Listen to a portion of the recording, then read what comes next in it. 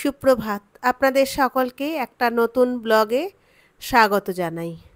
আজ সকালটা সূর্য প্রণাম দিয়ে শুরু করলাম। মনটা বিষণ্ণ। বেশ কিছুদিন যাবৎ রোদ্দুর নেই।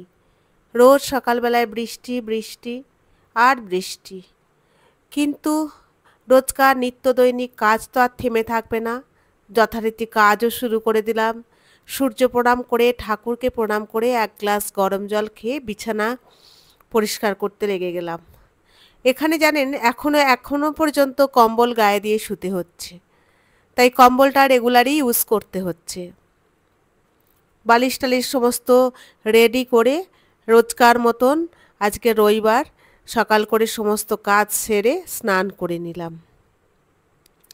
বালিশগুলোর কভার পরিয়ে দিচ্ছি, মোটামুটি যতটা পারা যায় একটু ঠিক করে রাখার মতন। স্নান তো সেরেই নিয়েছিলাম। দেখুন বিছানা পুরো একদম রেডি করে রেখে দিয়েছি। বাকি যে সমস্ত গ্যাজেটসগুলো আছে সেগুলোকে একটু পরিষ্কার করতে লাগলাম, কারণ রবিবার ছাড়া সেগুলো আর সময় হয় না।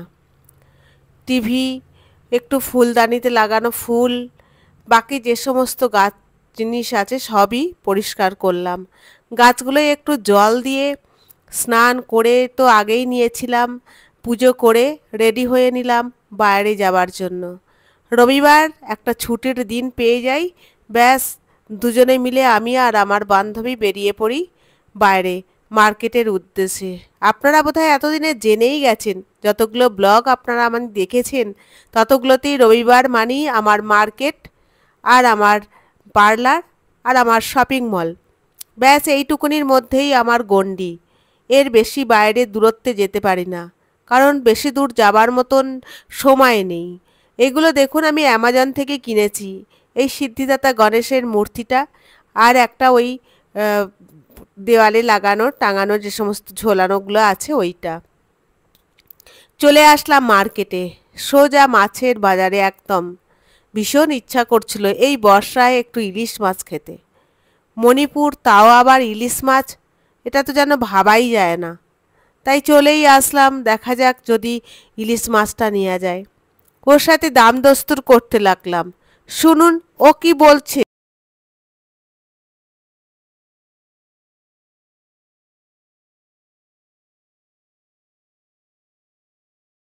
ওর ভাষায় ইলিশ মাছের দাম বলছে ১৩০০ টাকা কিলো। কিন্তু খেতে যখন ইচ্ছা করছে তখন তো নিতেই হবে। মনের ইচ্ছাটাকে আমি দমিয়ে রাখতে কখনোই শিখিও নি, পারিও না। নিয়েই নিলাম ইলিশ মাছটা। দাম পড়ল ৯০০ টাকা। চলে আসলাম মাছটা বাঁচতে আর একটা অন্য লোকের কাছে। আপনাদেরকে অনেক আগের ব্লগেও আমি বলেছি, এখানে মাছ কিন্তু যে বিক্রি করে সে কিন্তু কাটে না। মাছ কাটার জন্য আলাদা এরকম পাশে জেন্টস বসে থাকে, তারাই মাছ কাটে। ইলিশ মাছটা শক্ত বরফের টুকরোর মধ্যে ছিল, একদম ভালোই ছিল ইলিশ মাছটা। দেখে তো বেশ ভালোই লাগলো, জানি না রান্না করার পর কতটা টেস্ট লাগবে। মাছটা কাটাবার জন্য এর কাছে আসলাম। এরা মণিপুরিরা ওদের মতন ছোট ছোট পিস করে কাটতে থাকে। ওদেরকে যতক্ষণ না বলা হয় যে একটু বড় করে কাটবে এবং আমাদের বাঙালিদের মতো মাছ কাটো, তো তার আগে কাটবে না। তো যাই হোক, ওকে বলার পর বড় বড় করে মাছ কাটলো।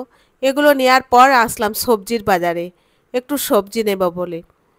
রবিবার দিন এই মার্কেটে আসলে একটু তাজা ফ্রেশ সবজিগুলো পাওয়া যায়, যেটা এই গেটের সামনে আমাদের ক্যাম্পের খুব একটা ভালো তাজা সবজি পাওয়া যায় না। তাই চেষ্টা করি রবিবার দিন যতটা পারা যায় একটু সবজি কিনে নিয়ে এসে ফ্রিজের মধ্যে স্টোর করে রাখার জন্য। কমসে কম ভ্যারাইটির সবজিগুলো তো একটু খাওয়া যাবে। তাই ওনার কাছ থেকে একটু সবজি নিয়ে নিলাম। আর এনার কাছে আসলাম আর একটু টুকটাক সবজি নেওয়ার জন্য, যেগুলো আর বাকি আছে সেগুলো একটু নেওয়ার জন্য। এই ইমা মার্কেটের মধ্যে একটা কি যে আকর্ষণ আছে, মার্কেটটার মধ্যে রবিবার না আসলে মনটা ঠিক যেন তৃপ্তি হয় না। দেখুন ঝিঙেগুলো খুব তাজা ছিল, তাই একটু ঝিঙেও নিয়ে নিলাম। তো এদের কাছ থেকে একটু সবজি নিয়ে মনটা একটু খুশি লাগে। আর একটু পটল নিলাম, এর কাছ থেকে একটু টমেটো নিলাম। প্রত্যেকের কাছ থেকে কিছু না কিছু একটু নিয়ে তারপর আমার বান্ধবীর কাছে আসলাম ফল নেবার জন্য। ফল তো আমার লাগেই আমার গিরিধারীর পুজোর জন্য। আপনাদেরও নিশ্চয়ই বাড়িতে ঠাকুর থাকলে সবারই একটু ফল লাগে, প্রত্যেকেই ফল কেনে। তো আমিও এই রবিবার দিনই চেষ্টা করি যতটা পারা যায় ঠাকুরের জন্য ফল কিনে নিয়ে যাওয়ার জন্য। একমাত্র আমি এর কাছ থেকেই ফল কিনি, কারণ যতক্ষণ থেকে আমি এসেছি এ আমায় ভীষণ ভালোবাসে, তাই আমি ওর ভালোবাসাটা বুঝতে পারি বলেই আমি ওর কাছ থেকেই ফল কিনি। ওর আপন ভাষায় আমার সঙ্গে কথা বলতে থাকে, আমিও ওর সাথে বকবক করতে থাকি। তো চলুন ফল নিয়ে আনাজ নিয়ে ওর কাছেই ব্যাগটা রেখে দিয়ে আমরা আবার অন্য জায়গায় যাব। সারাদিন ওর কাছেই ব্যাগটা থাকবে, কারণ এই ব্যাগটা ভারী ব্যাগটাকে নিয়ে টানতে টানতে যাওয়া খুব কষ্টকর হয়ে যায়। ওখান থেকে মার্কেট থেকে বেরিয়ে চলে আসলাম হেয়ারটা ওয়াশ করার জন্য। আজ এসেছিলাম মেন অ্যাভিনিউ এক বিউটি পার্লারে। এখানে তো প্রত্যেকটা পার্লারই খুবই সুন্দর। হেয়ারটা ওয়াশ করে নেওয়ার পর দেখুন চুলটা কত সুন্দর গ্লেজি লাগছে, কত ভালো লাগছে।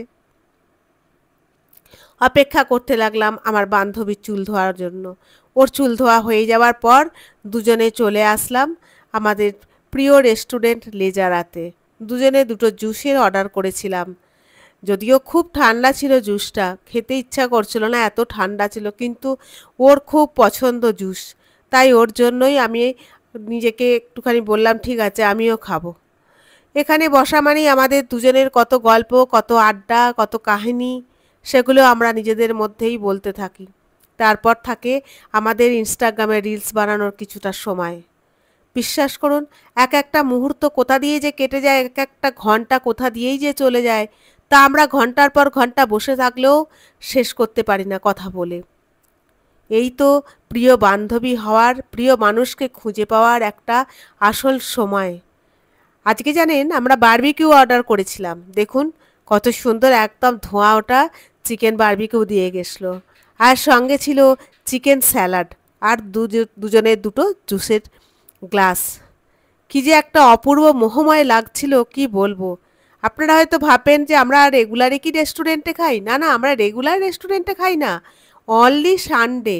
সানডে ছাড়া তো আমাদের বাইরে বেরোবার সেরকম সময় নেই। 8.5 ঘন্টার ডিউটি, কখনো সেটা 9 ঘন্টাতেও পৌঁছায়। যারা একবার সেনাবাহিনীতে কর্মরত অবস্থায় থেকেছেন তারা প্রত্যেকেই জানেন এখানে ডিউটির কতটা চাপ থাকতে পারে। দুজনের দুটো খাবার খাওয়ার পর দুজনেই মিষ্টি মুখ করার জন্য অর্ডার করেছিলাম রসমালাইয়ের।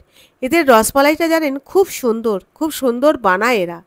এখান থেকে বেরিয়ে চলে গেলাম ডিপার্টমেন্টাল স্টোরের কিছু টুকটাক জিনিস কিনবো বলে। প্রত্যেকটা রবিবারই কখনো না কখনো ডিপার্টমেন্টাল স্টোরে আসতেই হয়, ভুলেই যাই, মনে হয় যে আরও কত কি জিনিস বোধহয় বাকি আছে সেগুলো কেনা হয়নি, কারণ রবিবার ছাড়া অন্য দিন তো এগুলো কেনার সময়ই পাই না। যাই হোক টুকটাক কেনাকাটি করব বলে ডিপার্টমেন্টাল স্টোরেও পৌঁছে গেলাম, যতটা পারা যায় যেগুলো দরকার সেগুলো কিনে নেওয়ার জন্য। নিলাম একটু মাউথ ফ্রেশনার, একটু টুথপেস্ট আর একটু ব্রাশ, এই সমস্ত টুকিটাকি জিনিস যা নিত্য প্রয়োজনীয় হিসেবে লাগে সেগুলোই কিনে নিলাম।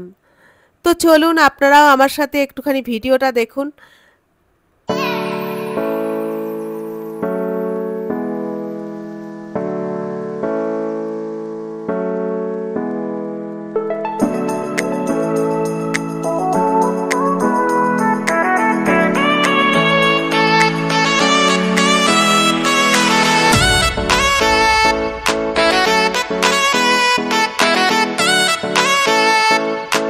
ব্যাস সকাল 10টা থেকে বিকেল 4:30-5টা পর্যন্ত বাইরে কাটিয়ে ঘরে ফিরে আসলাম।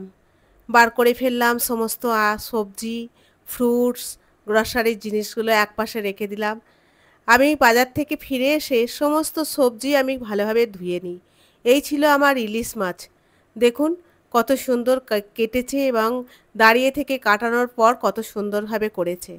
তারপর একটু ইলিশ মাছ বানাবার জন্য তৈরি হয়ে নিলাম। আর জানেন আজকে আমি ইলিশ মাছটা মাইক্রো ওভেনে বানাচ্ছি। দেখুন সমস্ত মশলা আগে বেটে নিয়েছিলাম, একটু কালো সর্ষে, একটু সাদা সর্ষে আর একটু পোস্ত একসাথে বেটে নিয়ে, আর 4 পিস ইলিশ মাছ আমার বান্ধবীর আর আমার জন্য বানিয়ে নিচ্ছি বলে মাইক্রো ওভেনে বাটির মধ্যে দিয়ে দিয়েছি। সঙ্গে দিলাম 3টে কাঁচা লঙ্কা চিড়ে আর সামান্য একটু হলুদ আর একটু বেশি করে সর্ষের তেল, একটু সামান্য নুন দিয়ে দিলাম। নুন দিয়ে ভালো করে হাতে করে আমি মাছটাকে ম্যারিনেট করে নিলাম। দেখুন কত সুন্দর লাগছে। আর যখন জানেন ম্যারিনেট করছিলাম তখন বেশ সুন্দর একটা ইলিশ মাছের সেন্ট বেরোচ্ছিল। ভেবেছিলাম মণিপুরে কি আর আমাদের বাংলার মতন এত ভালো ইলিশ পাওয়া যাবে, কিন্তু না, সত্যি ইলিশ মাছটা খুব ভালো ছিল। যাই হোক, মনটাও একটু শান্তি লাগলো। ব্যাস মাইক্রো ওভেনে বসাবো বলে সমস্ত রেডি করে নিলাম, চলে গেলাম মাইক্রো ওভেনের সামনে। আর 3 মিনিটের টাইম দিয়ে মাইক্রো ওভেনে আমি ইলিশ মাছটাকে বসিয়ে দিলাম। তাহলে চলুন আজ এই পর্যন্তই। আমার ভিডিওটা যদি আপনাদের ভালো লেগে থাকে তাহলে অবশ্যই আমার ভিডিওকে আপনারা লাইক, শেয়ার অ্যান্ড কমেন্ট করবেন এবং আপনারা আমার চ্যানেলকে সাবস্ক্রাইব করে আমাকে জানাবেন যে আমার ভিডিওটা ভালো হয়েছে কিনা। আশা করি আপনারা সুস্থ থাকবেন, ভালো থাকবেন এবং আপনাদের সুস্থতা কামনা করে আমি আমার ব্লগটা শেষ করছি।